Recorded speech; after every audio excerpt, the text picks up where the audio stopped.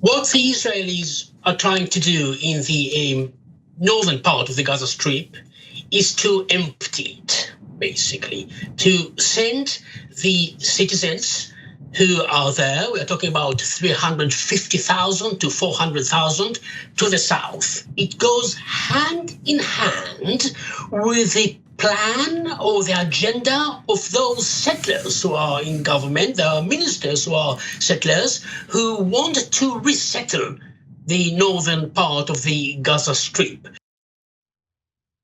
The IDF has ramped up its military operations in northern Gaza, and according to reporting directly from Israeli media, there's an ominous reason for that. Insider sources in the Israeli military say that they've all but abandoned hopes of a hostage deal with Hamas and have also set their eyes on essentially grabbing land in Gaza instead. Oh, and allegedly eradicating Hamas. As Haaretz reports, in closed room discussions, senior defense officials say the chances of reaching a hostage deal appear slim right now. One of the reasons cited is that since negotiations were suspended, there has been no discussion among international players involved in the talks. I mean, as we've known, one of the main reasons is the Netanyahu government has absolutely no interest in engaging in ceasefire negotiations in good faith or reaching a ceasefire deal. In addition, Israel's political leaders haven't held any discussions with the security branches about the condition of the hostages, so they have all been they've been abandoned by the Israeli government. Let's be clear about that. Instead of focusing on returning the captives, they've been escalating military operations in northern Gaza.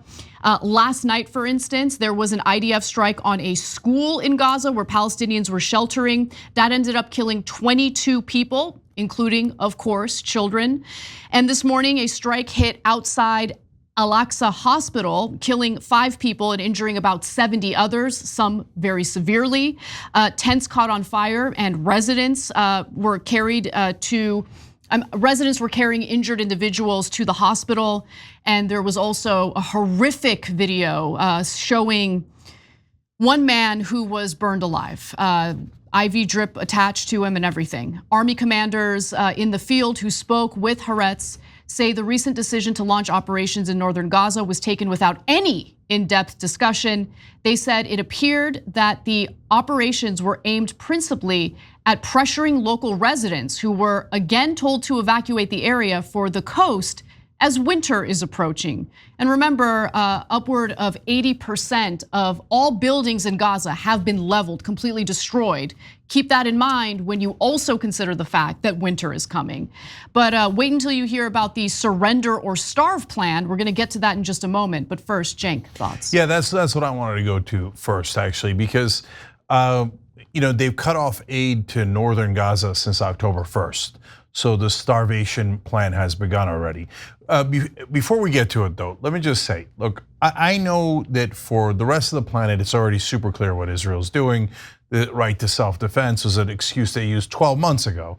Now it's been a year of brutal slaughter after slaughter and relocating the Palestinians and the ethnic cleansing and the nonstop bombing of their neighbors. So the only people left that are to address to get this change are the peoples that are in power, right? So the people in power here in America and people in Israel. And so for those folks, they think that Israel's still defending themselves. But once they do this operation and they take northern Gaza, or they take southern Lebanon, or they take both, remember, it's not like Israel's gonna admit it. They're gonna have a whole new set of talking points. Oh, we had to take half of Gaza for security reasons and creating a border zone, and this is the only way to keep us safe. But remember, every imperial power has said when taking land that they were doing it for self-defense. So there's going to be no excuse left once this is pure ethnic cleansing, pure theft of land. So if you say, hey, look, in the old days, you conquer land, you keep it, that's what you do. And a lot of people in social media, probably mostly Israeli bots and trolls, but some real people who are Israeli supporters will say, yeah, of course, why not? Take their land. We're a conquering army, take their land. All right, at least you're being honest about it, okay? But that's in the old days. and we were trying to get past the old days. Why were we trying to get past the old days? Because in the old days, there would be things like the Holocaust, where you would say, hey, you know what? I'm gonna create World War II here, and I'm gonna take the Sudetenland, I'm gonna take Poland, I'm gonna take all this land, and if anybody's in my way, I'm gonna kill them. And then I need a scapegoat, like the Palestinians. I mean, in that case, it was the Jews. And so I'm gonna say that they're the dangerous people, and they're going to destroy all of us unless we kill them first. And then you go to kill them all. So it's not like we haven't seen this movie, and I don't mean to say that, like right now, 6 million Palestinians haven't been killed, only 42,000? But remember when they started doing the carpet bombing of Gaza, even the released hostages, Israeli hostages say today, we thought we're gonna get killed. We didn't understand why they were dropping bombs on the buildings we were in. And the reason is because they didn't give a damn about the hostages. And now they're saying basically, yeah, the hostages are dead. Yeah. We don't care about them. We want the goddamn land. And so keep it real. It's about land. And if you don't understand that, you're either deeply biased or you just haven't realized the pattern that's happening here that is super obvious to the rest of us. So let's talk a little bit about the surrender or starve plan. So it is possible that the military operations that are currently taking place in northern Gaza are essentially laying the groundwork for this so-called surrender or starve plan. Now, this plan was devised by a retired major general by the name of Giora Island and was recently presented to Prime Minister Benjamin Netanyahu. It calls for all residents of northern Gaza to be evacuated within a week to so-called humanitarian zones in southern Gaza. Those who choose to remain would be considered Hamas militants, even if they're not Hamas militants, even if they are elderly people who are immobile, even if they are severely injured individuals who aren't able to evacuate, even though they might be individuals who have nowhere else to go for shelter, for safety. They would be essentially military targets because they would be considered Hamas militants even if they're not.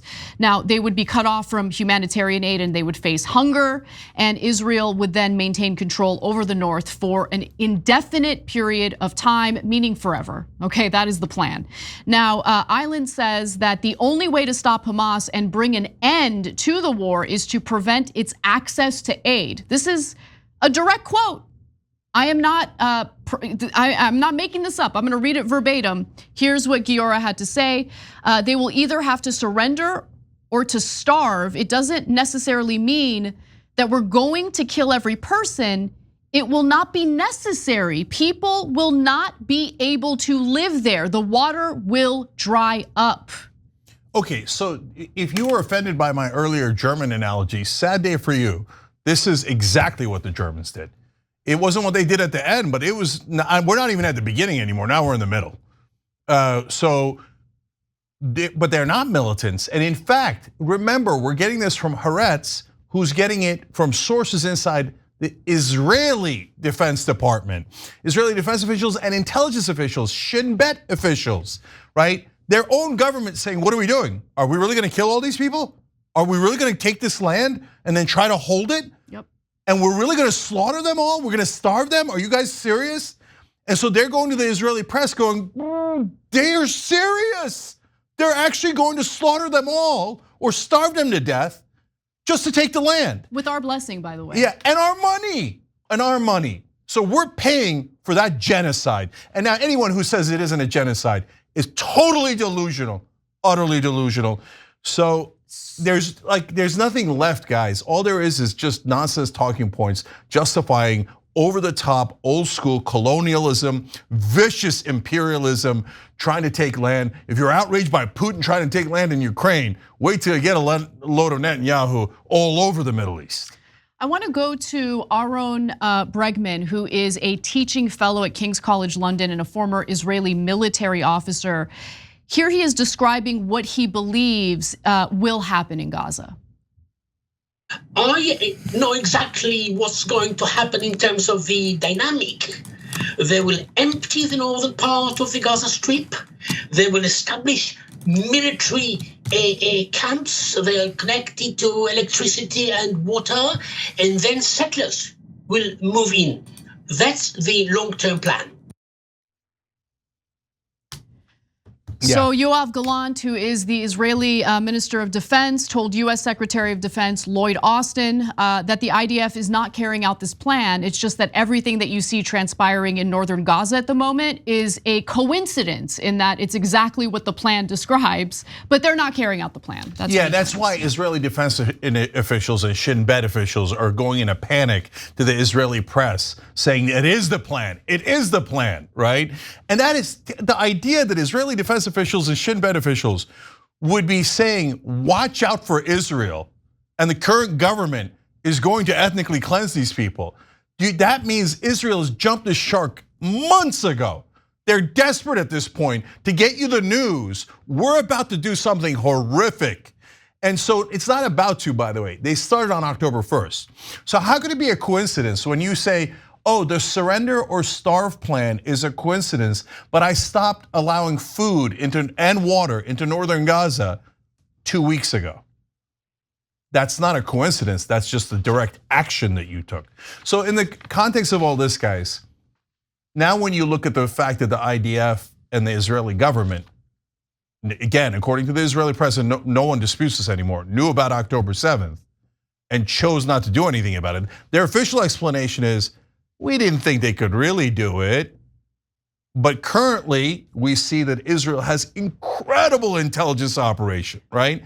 So they just missed the biggest attack on Israel ever, right? Even though they knew about it but chose not to do anything. And remember, then you see all of a sudden the excuse, as Naomi Klein again brilliantly explains in her piece, about, oh, we are the victims. We were forced to defend ourselves, and since we're defending ourselves, we're allowed to take as much land as we like and kill as many Palestinians and Arabs as we like, and coincidentally, invade other countries that are nearby and maybe take their land as well. Right, and remember, it took the IDF a long time to even respond to what happened on October 7th because all of the soldiers were stationed near the West Bank.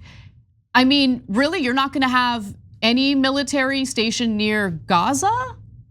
You know, even if you think that Hamas didn't have the capability to carry out the kind of attack they did on October 7th, wouldn't you as prime minister want to ensure that you have a security presence near Gaza just in case Hamas has that capability? Let alone the fact that it took them hours and hours and hours to get there while people were being killed and sexually assaulted and taken hostage. Right.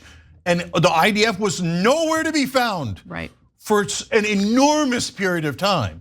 But I'm sure that also was a giant coincidence. But it doesn't matter whether you think October 7th, they let it happen on purpose. Not all of Israel, obviously, the people in Israel that got killed didn't want to be killed. The people taken hostage didn't want to be taken hostage. We're talking about government officials. Guys, it's never about ethnic identity. North Korea and South Korea are the same exact identity. They have two very different governments that lead to two very different results. And in North Korea, they have concentration camps just like Israel does in Gaza, okay? It isn't because of their ethnicity. It's because power corrupts and absolute power corrupts absolutely. And as they're doing this insane lunatic plan with a deeply right-wing government of Israel, America's going, attaboy.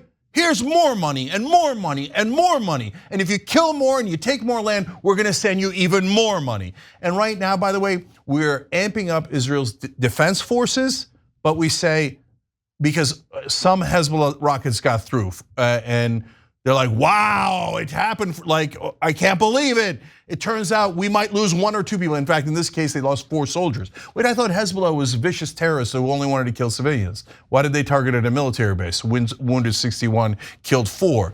Okay, so by the way, the kill ratio of civilians to fighters for Israel is way, way, way worse than Hamas or Hezbollah, while they pretend to be innocent.